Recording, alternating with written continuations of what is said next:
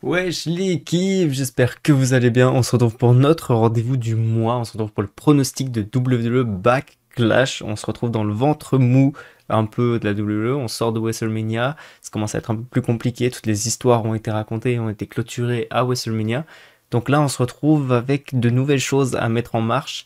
Et parfois, c'est un peu compliqué de rentrer dans les histoires. On va voir qu'il y a des histoires qui sont vraiment là pour rien. Et il y en a qui ont vraiment beaucoup d'utilité, on va voir que c'est pas mal, mais c'est... Ah, ça commence à être un peu compliqué évidemment parce que c'est juste le début. Je vais repositionner mon micro comme ça, voilà. C'est juste du coup le début des histoires, donc là pour le moment, ça risque d'être un peu compliqué. Ce backlash, la hype n'est pas si haute de ma part, mais en même temps c'est un peu logique, on est vraiment juste au début de toutes les histoires. Donc voilà, il n'y a aucune histoire qui va se clôturer ici à Backlash. Donc c'est un peu compliqué de se mettre dedans. Bref, ça va être du coup une vidéo assez rapide, on va pas se mentir, parce qu'il n'y a pas tellement de choses à dire autour de tout ça.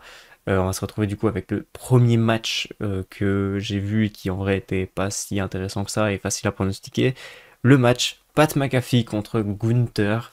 En vrai, ce match-ci, on est complètement d'accord sur le fait que Gunther va gagner le match. Je pense que c'est un moyen d'amener un énorme squash à Gunther. Si c'est pas un squash, je prie pour que Gunther reste sur le devant de la scène parce que je sens que si c'est pas un squash ou quoi, ça va être dur de se relever pour Gunther. Gunther qui normalement est censé prendre des congés après WrestleMania. Faut croire que les congés n'ont pas été si longs que ça, du coup, ça a été assez rapide comme congé, puisqu'il se retrouve du coup directement là face à Pat McAfee lors de Backlash. J'espère que Gunther squash Pat McAfee. Pat McAfee, c'est cool, il y a ce message d'espérance, de combattant, etc. Mais frérot, t'es commentateur, t'es pas du tout catcheur. Faut que Gunther, du coup, il dise écoute, voilà, faut qu'il recadre les choses. Moi, je suis le boss dans ma division, je suis mon boss.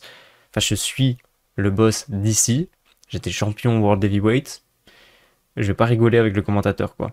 Voilà, donc je pense que c'est l'un des moments les plus parfaits pour mettre vraiment Gunther en mode écoute, t'as perdu face à Jey Uso à WrestleMania, ok, maintenant on repart frérot, remonte à quel point t'es dominant, remonte à quel point t'es incroyable comme catcheur, fonce, voilà. Je pense que c'est le moment de remettre en avant du coup Gunther et de le remettre au pied où il est, puisque là, subir une défaite contre Jey Uso, c'est pas si petit que ça. On va pas se mentir, c'est quand même un gros coup.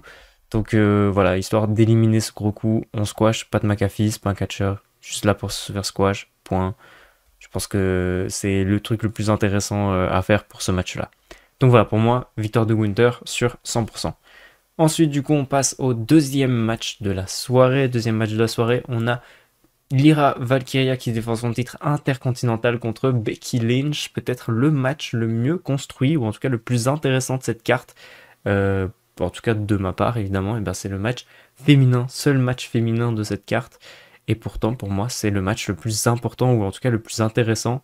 On commence à avoir du coup une Becky Lynch heel qui vient avec un nouveau truc, avec du renouveau, etc. Donc ça peut être vachement intéressant. Est-ce qu'elle va choper le titre instantanément là comme ça? En vrai, j'ai envie de dire que c'est pour moi la meilleure chose à faire, c'est de build Lyra Valkyria, comme Becky Lynch peut le faire, évidemment. Maintenant, est-ce que c'est pas mieux si du coup elle prend le titre là maintenant, qu'elle développe du coup son gros perso et tout, et que elle mette en avant Lyra Valkyria à la suite de tout ça, mais que voilà, là, elle pop, paf, elle prend le titre intercontinental, elle level up le titre intercontinental comme elle l'a fait du coup avec le titre NXT Women's lorsqu'elle l'était. Je pense que en vrai, c'est l'un des meilleurs trucs à faire. Donc j'ai envie de mettre le titre sur Becky Lynch. Est-ce que ça sera sur ce match-ci ou peut-être plus tard dans la rivalité? Bonne question. Mais j'ai envie de miser sur Becky. Elle prend le titre. Victoire de Becky Lynch du coup à Backlash. Et ensuite, du coup, on voit, etc. Et mettre en avant Lyra Valkyria par la suite. Mais peut-être, du coup, justement, mettre cette défaite-là, que t'es pas intouchable, surtout qu'en vrai, le titre US féminin vient de drop il y a pas très longtemps. Faire drop le titre intercontinental en même temps, ce serait plutôt pas mal en vrai. Donc voilà, je me dis, victoire de Becky. Et après, on voit comment faire pour élever Lyra Valkyria après cette défaite. Mais pour moi, il faut mettre une défaite en fait à Lyra, parce que Lyra, là, actuellement, bah, elle se sent juste pousser des ailes, en fait, tout simplement. Et c'est marrant, puisqu'elle a vraiment des ailes, etc. Euh, ouais. Victoire de Becky. Troisième match de la soirée, du coup, on a le match pour le titre intercontinental masculin. Dominic Mysterio qui défend face à Penta. Là, c'est assez intéressant parce qu'en fait, Dominic, c'est devenu un projet, en fait, depuis WrestleMania. Dominic est un projet. Je m'attendais pas du tout à ça, à ce renversement aussi fou, parce que Dominic Mysterio se fait mais huer énormément depuis tellement de temps, depuis des années maintenant. Le fait que du coup les gens le célèbrent et le huent plus, c'est vachement perturbant, on va pas se mentir. Donc est-ce que on continue à poser du coup les petites briques de Dominic Mysterio qui se fait kiffer et qui probablement pourrait peut-être passer en fait face, même si bah lui il a pas envie, etc. Il a envie de rester heel toute sa vie. Est-ce que là, ce serait pas le moment en vrai de faire un face turn organique? Vraiment, le public a décidé littéralement que maintenant, frérot, t'es gentil, maintenant t'es leur favori, donc tu deviens leur favori. Je pense que ça peut être vachement pas mal en vrai. Mais faire ça face à Penta, c'est un peu compliqué, même si en vrai, Penta, je crois qu'il y a deux Penta. Il y a le Penta Europe et le Penta Amérique. Et en vrai, je crois que en Europe, c'est un projet. En Amérique, ça l'est peut-être un peu moins. Donc j'ai envie de dire victoire de Penta. Comme pour moi, c'était Penta qui allait gagner normalement à WrestleMania. Enfin, pour moi, c'était tellement logique. Mais là, c'est vrai qu'en fait, avec du recul, bah, le Penta aux États-Unis, c'est pas le même que le Penta Europe. Donc la tournée européenne mis en avant de fou malade, le catcheur littéralement de la tournée européenne. Mais du coup, là aux États-Unis, un petit peu moins mis en avant, un peu moins intéressant, etc. Donc est-ce qu'on mise sur Penta ou est-ce qu'on attend en vrai que Penta on le fait attendre juste son frère qui viendrait l'aider du coup dans cette histoire avec le Judgment Day ou quoi? Est-ce que du coup on attend juste le moment où on va rassembler du coup les deux frères, ou est-ce que on mise sur Penta solo pour le moment et on voit par la suite pour le tag team et tout? En vrai, aucune idée. En vrai, on peut faire les deux. Maintenant, en vrai, je me dis, est-ce que voir Penta avec le titre intercontinental, est-ce que ça me fait vachement kiffer? Est-ce que je me dis, oh, il peut y avoir pas mal de choses à faire avec? Ben, en vrai, pas des masses. Alors que Dominique avec le titre intercontinental, ça peut être pas mal. Il y a pas mal d'histoires du coup qui pourraient être racontées. Surtout tout ce qui entoure le Judgment Day, tout ce qui entoure potentiellement bah, Finn Balor qui commence un peu à péter les plombs, etc. Je pense que ça peut être vachement intéressant en vrai ce qui peut se passer avec Dominique. Est-ce que maintenant Finn Balor pèterait les plombs lors de ce match-ci, ce qui ferait en sorte que bah, Penta gagne le match, devient champion intercontinental et que ça mette fin du coup au Judgment Day? En vrai, je pense pas, parce que Liv Morgan est absente. Liv Morgan, on a encore pour une semaine, je crois, lors enfin, pour son tournage. Donc, elle sera pas présente pour le moment. Je pense que c'est pas le moment de faire exploser du coup le Judgment Day. Même si du coup ça peut être intéressant. Liv Morgan qui est là en mode merde, il a explosé, faites exprès, je vous laisse. Et le Judgment Day il explose. En vrai, ça peut être intéressant, mais je sais pas. J'ai pas trop envie de voir ça justement lorsque Liv Morgan ne peut pas être là, ne peut pas se pointer pour créer l'histoire. Donc, ouais, j'ai envie de dire Dominique arrive à conserver, mais évidemment grâce à Carlito ou GD ou pas Finn en fait. J'allais dire ou Finn, mais en fait non. Pour moi, Finn ne va pas faire en sorte de faire gagner Dominique Mysterio. Je pense que sincèrement, ce sera soit GD qui va le faire et Finn sera encore un peu dégoûté d'être un peu en mode à chaque fois c'est GD qui arrive à l'aider et qui bah, fait en sorte qu'il conserve. Je pense qu'en vrai on pourrait partir sur ça. Ça pourrait être intéressant.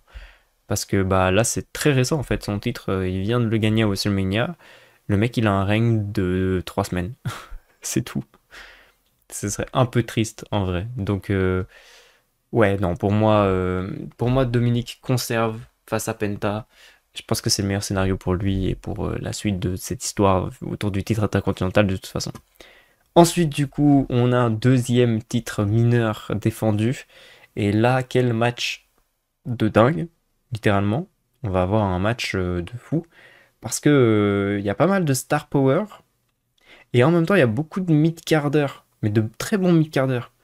Donc c'est plutôt pas mal comme match. C'est le match du coup pour les titres des États-Unis. Jacob Fatu qui défend face à Drew McIntyre, Damian Priest et L.A. Knight. C'est pas mal. Star power de fou. Jacob Fatu, incroyable. Drew McIntyre, est-ce qu'on peut vraiment dire quelque chose autour de lui? Pas sûr. Damian Priest, bon, je le porte pas dans mon cœur, mais le mec a quand même été champion world, etc. pendant un moment. Donc on peut pas non plus dire que le mec n'a pas de star power, puisque évidemment qu'il en a. Et LA Knight, le mec sur qui on a tout misé, on a mis le titre des États-Unis pendant des plombes. Le mec en tout cas qui, niveau mid-card, c'est un top mid-carder de fou. On a littéralement le star power de fou malade sur ce match-ci. Il peut être dingue ce match, on va pas se mentir. Ça peut être littéralement le match de la soirée. Surtout quand tu vois le reste. Ça sera le match de la soirée. C'est sûr 100% que ce sera le match de la soirée. Euh, pour moi, je mise encore sur Jacob Fatou. Je crois que c'est le moment de le mettre vraiment à un level de fou. Et quel autre moyen? En vrai, sincèrement, pour moi, Jacob Fatou est supérieur à Bron Breakker. Or que Bron Breakker, pourtant champion intercontinental de dingue, etc., un règne de fou, pour moi, Jacob Fatou est quand même au-dessus. Donc pour moi, rien de mieux que de prouver à quel point Jacob Fatou est au-dessus, que de gagner ce match Fatal 4-Way, où littéralement t'as des mecs qui sortent de gros programmes, qui sortent de cross feud, etc. Damian Priest, Drew McIntyre, ça tournait autour du titre World il y a pas très longtemps. Franchement, il y a des mecs de fous. Quel meilleur moyen du coup que de les battre pour ta première défense de titre d'ailleurs? Franchement, pour moi c'est oui. Est-ce que c'est sa première défense de titre? Ah, je me demande s'il a pas déjà défendu en fait à SmackDown. Oui, du côté SmackDown. Je me demande s'il l'a pas déjà défendu en fait. Ah merde, j'ai un doute. Je sais plus. Je sais plus. Mais ouais, pour moi, meilleur moyen, Jacob Fatou. Qu'on le mette sur une ligne droite de fou, qu'on le mette en avant ce type parce qu'il est incroyable. Non, flow de dingue, in-ring de dingue. Rien à dire. Vraiment rien à dire. Ce mec, c'est le futur de la Bloodline. Point. Littéralement.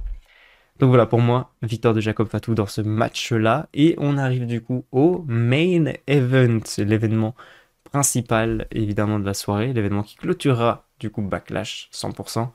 C'est le mec qui vient de Saint-Louis. C'est chez lui, Backlash ça se déroule chez lui. Et il essaye d'aller chercher du coup le titre le plus prestigieux de la WWE, Randy Orton contre John Cena. Est-ce que Randy Orton va pouvoir battre Cena chez lui?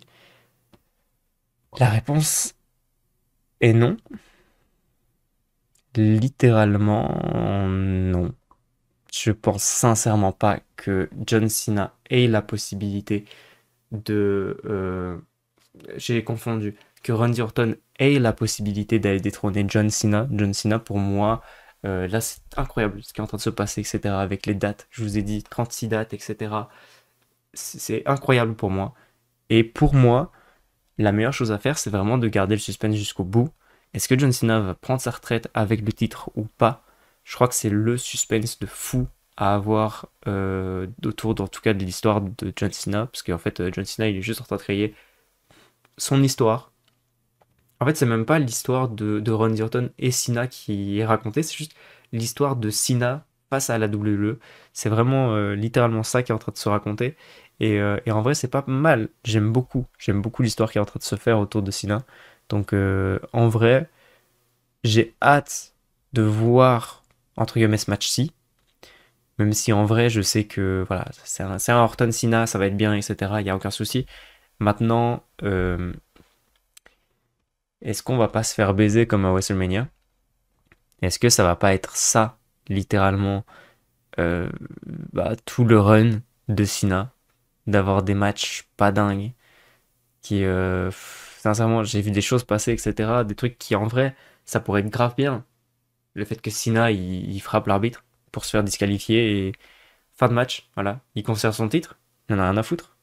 Il peut se faire disqualifier et conserver son titre. Donc, le fait qu'il fasse ça, étant donné que c'est ce que Randy Orton avait déjà fait auparavant à Cena, franchement, pour moi, tout pourrait être incroyable et stylé, mais je sens que on va se retrouver avec une fin de j'aurais peut-être voulu plus. J'aurais peut-être espéré avoir mieux. Et donc je sens qu'on va rester sur notre fin un peu comme à WrestleMania en fait, puisque c'est le but de Cena. Le but de Cena, c'est de niquer la WWE. Il en a rien à foutre de divertir le monde, il est juste là pour gagner, point. Donc il n'est pas là pour nous divertir, donc il ne va pas nous divertir pendant ce match-ci. Voilà, c'est son rôle, c'est son personnage. Donc je sens que ça va être très, j'allais dire anticlimatique, mais en fait non. Je sens que ça va être justement une très grosse clim, qu'on va avoir très froid à la fin de ce backlash. Mais en même temps, bah en fait, c'est ce qu'on est en train de nous cook, littéralement. En fait, c'est horrible. C'est vraiment, c'est chiant de fou. Parce que là, littéralement, la WWE, elle est en train de nous cuisiner le fait que, bah voilà, bah vous attendez pas à des matchs de fou. Voilà. Et soyez contents de voir des matchs nuls. Parce que c'est son rôle. Son rôle, c'est de faire des matchs nuls, là, tu vois. C'est pas qu'il est nul dans le ring. C'est pas qu'il sait pas catcher. C'est qu'il a pas envie. Voilà. C'est son rôle. C'est sa gimmick. En fait, c'est un peu horrible. C'est vraiment horrible. C'est vraiment genre, venez, on vous chie dessus, mais c'est le but. C'est le rôle. Son rôle, c'est de nous chier dessus. Vous aimez ou vous aimez pas?